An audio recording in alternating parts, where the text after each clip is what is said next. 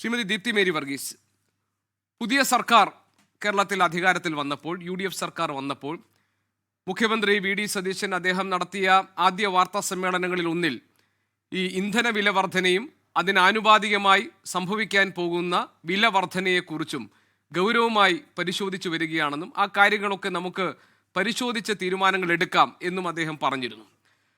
നമുക്ക് അറിയാം, ഇപ്പോൾ ഈ കേന്ദ്ര ധനമന്ത്രാലയത്തിൻ്റെ പ്രതിമാസ സാമ്പത്തിക അവലോകന റിപ്പോർട്ട് ഇപ്പോൾ കഴിഞ്ഞ മാസത്തേത് പുറത്തു വന്നപ്പോൾ ചില്ലറ വിപണിയിൽ വിലക്കയറ്റം വീണ്ടും ഉയരാൻ പോകുന്നു എന്നാണ് പറയുന്നത്.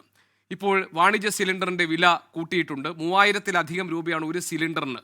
സ്വാഭാവികമായും ഹോട്ടൽ ഭക്ഷണത്തിന് വില കൂടാൻ പോകുന്നു. പച്ചക്കറിക്ക് ഇപ്പോൾ തന്നെ വില കൂടിക്കഴിഞ്ഞു. ഗവൺമെൻറ്റിന് എങ്ങനെയാണ് ഈ വിഷയത്തിൽ ഇടപെടാൻ കഴിയുക? ഈ വിലക്കയറ്റത്തിൽ നിന്ന് സാധാരണക്കാരെ രക്ഷിക്കുക എന്ന ഉത്തരവാദിത്വം പ്രാഥമികമായി സംസ്ഥാന സർക്കാരിൻ്റെതാണല്ലോ. എന്ത് ചെയ്യും? ഒരു പരിപാടിയുണ്ടോ?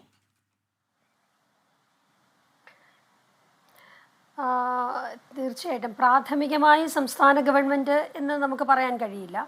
ഇന്ധന വില വർധനവ് കഴിഞ്ഞ ഏറെക്കാലമായി, എനിക്ക് തോന്നുന്നത് കഴിഞ്ഞ ഏതാണ്ട് BJPയുടെ ഗവൺമെൻറ് 50 രൂപയ്ക്ക് ഇന്ധനം കൊടുക്കും എന്ന് വാഗ്ദാനം കൊടുത്ത് BJPയുടെ ഗവൺമെൻറ് മാത്രമല്ല, കേരളത്തിലെ BJPയുടെ നേതാക്കന്മാർ, അന്ന് സംസ്ഥാന പ്രസിഡൻ്റായിരുന്ന ശ്രീ സുരേന്ദ്രൻ ഉൾപ്പെടെയുള്ള ആളുകൾ 50 രൂപയ്ക്ക് പെട്രോൾ ഡീസൽ കൊടുക്കും എന്ന് പറഞ്ഞിരുന്ന, അല്ലെങ്കിൽ ഇന്ധനം കൊടുക്കും എന്ന് പറഞ്ഞിരുന്ന സ്ഥാനത്ത് ഓരോ ദിവസവും വിലക്കയറ്റം അല്ലെങ്കിൽ വില കൂടുന്ന ഒരു സാഹചര്യമാണ് കഴിഞ്ഞ നിരവധി വർഷങ്ങളായി നമ്മൾ കണ്ടുകൊണ്ടിരിക്കുന്നത്. ഇപ്പോൾ ഉണ്ടായ പുതിയ പ്രതിഭാസമൊന്നും അല്ലല്ലോ.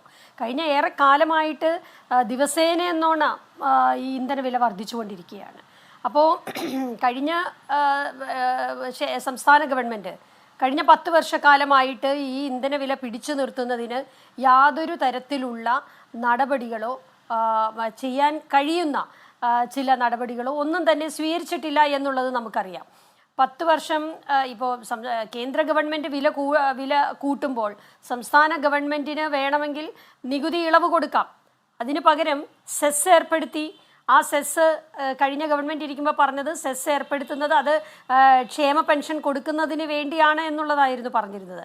എന്നാൽ ക്ഷേമ പെൻഷൻ സമയാസമയത്ത് കൊടുത്തിട്ടുമില്ല എന്നുള്ളത് മറ്റൊരു കാര്യം. അപ്പോൾ അത്തരത്തിൽ ജനജീവിതം ഏറെ ദുസ്സഹമാക്കിയ വർഷങ്ങളാണ് നമ്മൾ കണ്ടുവന്നത്. ഇന്നിപ്പോൾ ഐക്യ ജനാധിപത്യ മുന്നണി ഭരണത്തിലേറി ഏതാനും ദിവസങ്ങൾ മാത്രമേ ആയിട്ടുള്ളൂ.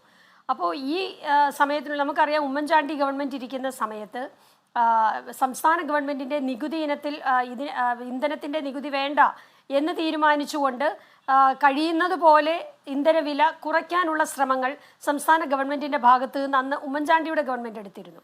പക്ഷേ അതിനുശേഷം വന്ന ഈ 10 വർഷക്കാലം അത്തരത്തിലുള്ള യാതൊരു നടപടിയും ഇടതുപക്ഷ ജനാധിപത്യ മുന്നണിയുടെ ഭരണത്തിൻ്റെ കീഴിൽ നമ്മൾ കണ്ടില്ല. ഇപ്പോൾ ഭരണത്തിലേറിയതേ ഉള്ളൂ. UDFനെ സംബന്ധിച്ച് തീർച്ചയായിട്ടും കേരളത്തിൻ്റെ മുഖ്യമന്ത്രി ഉൾപ്പെടെ പറഞ്ഞു കഴിഞ്ഞു, ഇതിന് വേണ്ട ഇന്ധനവില പിടിച്ചു നിർത്തുന്നതിന് സംസ്ഥാന ഗവൺമെൻറ്റിന് ചെയ്യാൻ കഴിയുന്ന രീതിയിലുള്ള നടപടികളുമായി മുമ്പോട്ട് പോകുമെന്ന് തന്നെയാണ് പറഞ്ഞിരിക്കുന്നത്. താങ്കളിവിടെ സൂചിപ്പിച്ച പോലെ പിന്നെ അതുപോലെ തന്നെ മറ്റുള്ള വില വർധനകളുണ്ട്. അതുപോലെ മിൽമയുടെ വില വർധനയൊക്കെ ആണെങ്കിൽ തന്നെ അത് ഈ ഗവൺമെൻറ് ഇപ്പോൾ പുതുതായി തീരുമാനിച്ചതൊന്നുമല്ല. ഇപ്പോൾ ഈ ഇന്ധന വില വർധനയാണെങ്കിലും ഇപ്പോൾ പാലിൻ്റെ വില വർധനയാണെങ്കിലും ഒക്കെ ഇത് മുൻ ഗവൺമെൻറ് ഇരിക്കുമ്പോൾ തന്നെ തീരുമാനം എടുത്ത് മുമ്പോട്ട് പോകുന്ന ഒന്നാണ്.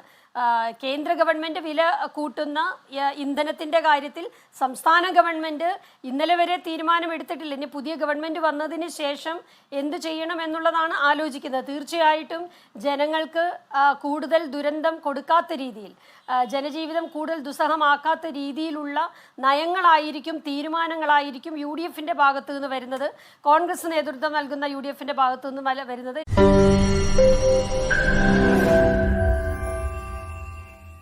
ലോകത്തെവിടെയായാലും ഏത് സമയത്തും 24 വാർത്തകളും ഓഗ്മെന്റഡ് റിയാലിറ്റി പാക്കേജുകളും എക്സ്പ്ലെയിനറുകളും വിശദമായി കാണാൻ ഞങ്ങളുടെ YouTube ചാനൽ നിങ്ങൾക്ക് സബ്സ്ക്രൈബ് ചെയ്യാം.